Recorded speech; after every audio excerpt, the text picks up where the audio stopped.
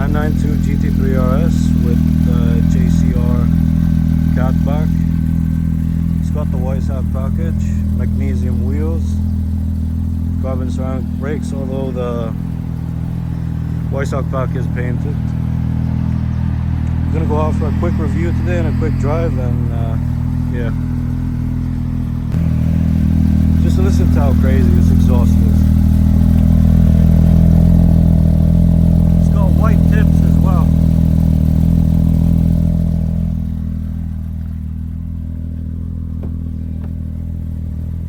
Hi everyone, welcome to my first review. If I'm being honest, this is the first Porsche I've ever driven. And we've gone straight to the deep end.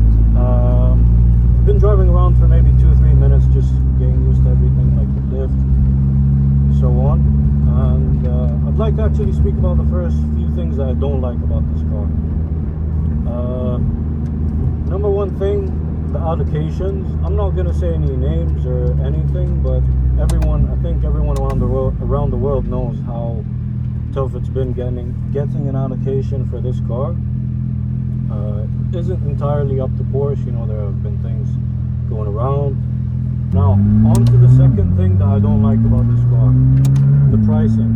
At around 330k USD, MSRP of course, I think that's still too much for this car. This car, when it came out back in the day, was kind of the underdog. And now it's actually, well, if not MSRP, but market price at one point, at least where I'm from, these were going for 20 to 30k USD over a SVJ. And realistically, I think most people would take an SVJ over this. That's no diss to this car, but at the same time, you know, you're talking about a 6.5 liter V12.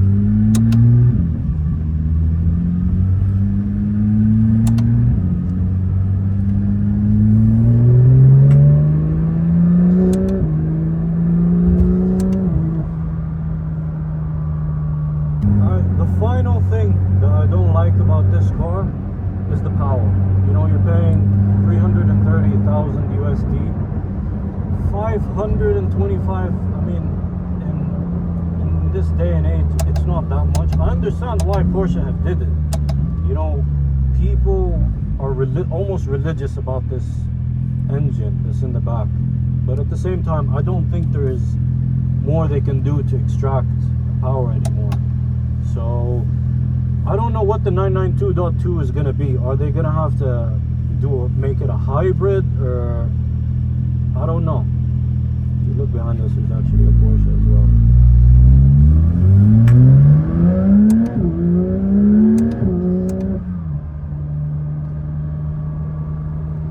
So I don't know what's going to happen with the 992.2. Naming is extreme.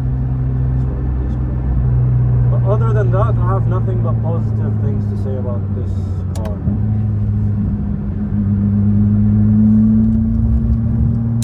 Now, because this car is equipped with the Overhyped package, we have these beautiful paddles over here, and they just sound absolutely phenomenal.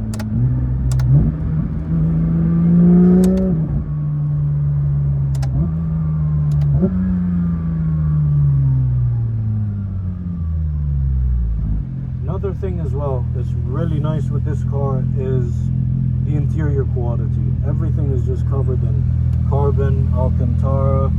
We have, of course, the red stitching on the inside, Alcantara wheel. The sound.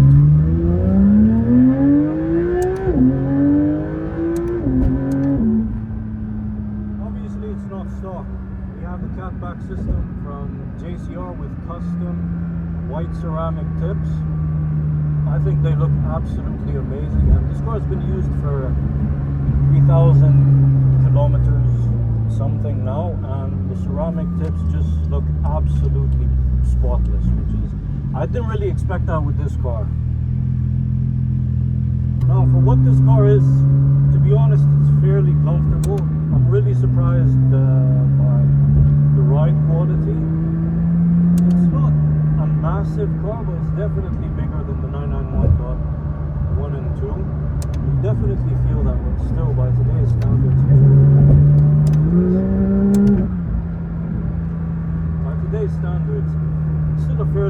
sized car.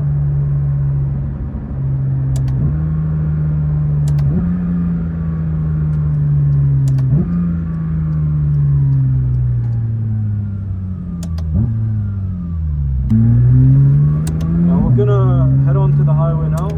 Gonna be able to stretch the car's legs out a bit more, obviously keeping it to speed limit. The only issue here was just the constant traffic lights, just kind of messing with the flow of the video. So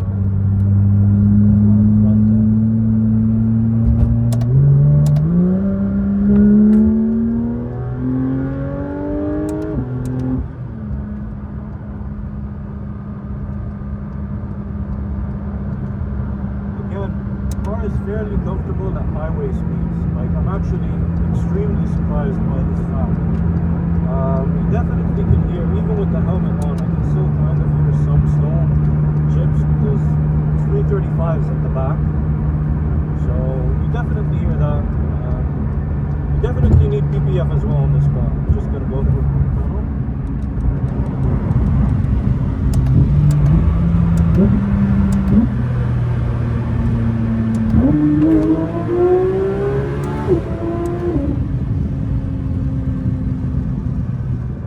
Absolutely amazing. I mean, this engine it's intoxicating really, and I'm really surprised how they could do this with such a small engine. You know, this car is competing with the likes of, I mean, on a racetrack, hypercars basically. It doesn't have any fancy hybrid technology, it doesn't have any turbos, nothing. I mean, it's just lightweight engine, naturally aspirated, lightweight car. Of course, you know, this car does not weigh that much. And I mean, it's phenomenal. You know, I've experienced this very car before, but on the passenger side on the racetrack, and I was extremely surprised by the front end, especially. The front end is absurd as well. I have to say, one of my favorite features of this car is definitely the paddles. I mean, just in general, this steering wheel is amazing to hold. Paddles are just phenomenal.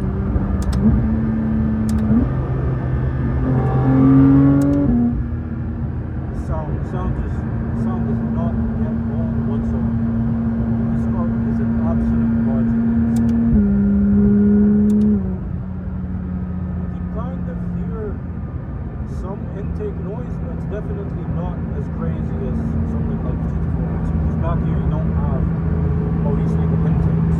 So that's understandable, but regardless, this car is absolutely amazing.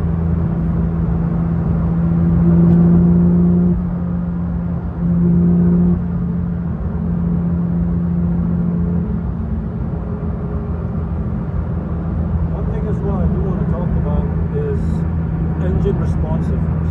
And I'm not going to speak about it, I'll just let you guys listen.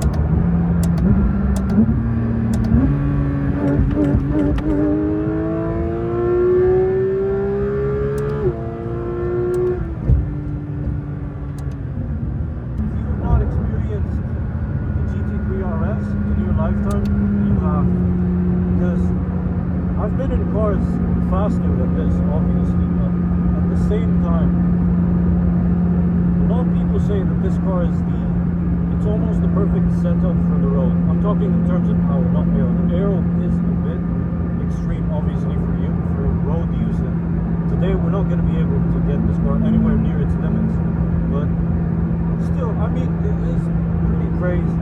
You know, like, I feel like 500, close to 600 is the sweet spot for driving on the road. Anything more than that, I mean, this is what I've heard from people, you know, who drive GT3RSs and so on. They said that those cars are a bit too much for the road, and that this is just the perfect setup. And I can't believe I've not spoken about this yet, but the transmission. I'm gonna put it back into automatic and just let you guys have almost a listen, or I don't know. Just driving on the highway, cars in sport. Someone pulls up next to you.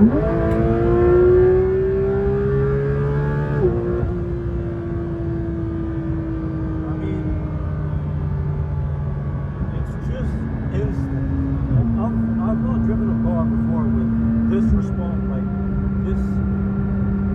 crazy of a transmission. You know, PDK obviously is referred to as one of, if not the best transmission in the world. And as of right now, I mean, more improvement.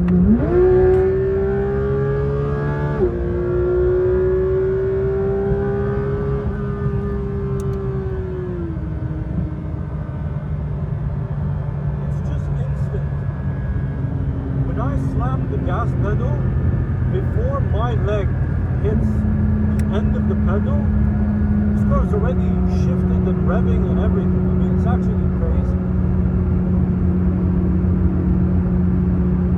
I'll go back into manual mode.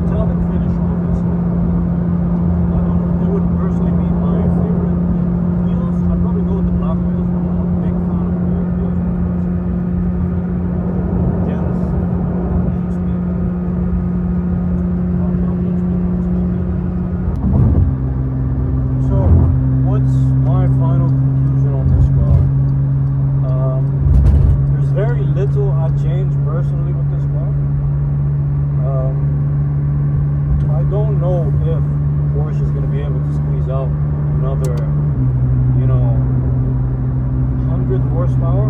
I think if they could, they would have already done that. A lot of people might disagree with me, saying, you know, 500 or something is just enough. I mean, track performance is insane. I'm not complaining about track performance. I feel like the only thing that did hold this back, or would hold this back on track, is straight line performance, and that's it, because it excels in every other field.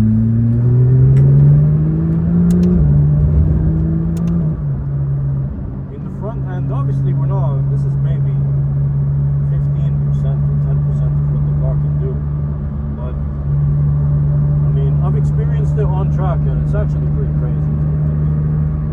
Just make sure this guy doesn't do a quick pull to the speed limit.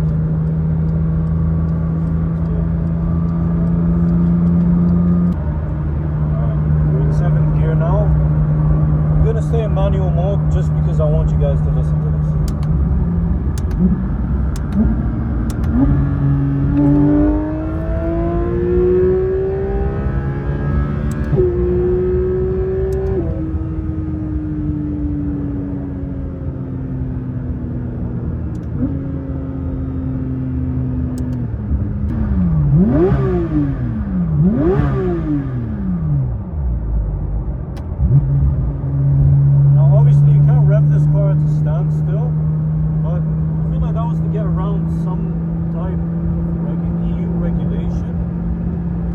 I've given you a simple fix.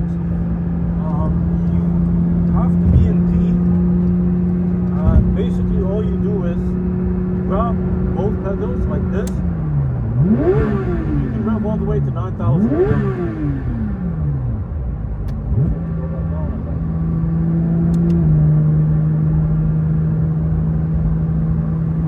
Now, this is many people's dream car. You know, back in the day, early 2010 era, other than enthusiasts, not many people knew what the GT3RS was. It was a very slept-on car, and many people that I know have got, you know, GT3s, GT3RSs at discounts. Obviously today, that's not the case whatsoever. If you can get this car at MSRP, you have to be among the luckiest people in the world. I feel like TikTok has been one of a big reason in this car's popularity. Is it overhyped? I wouldn't say it's overhyped. You know, this car, I mean, it performs. It genuinely performs in every aspect.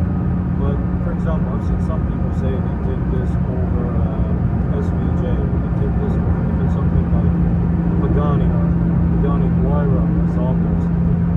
Let's be realistic, you know. I don't think many people would truly take a Zonda or something like this.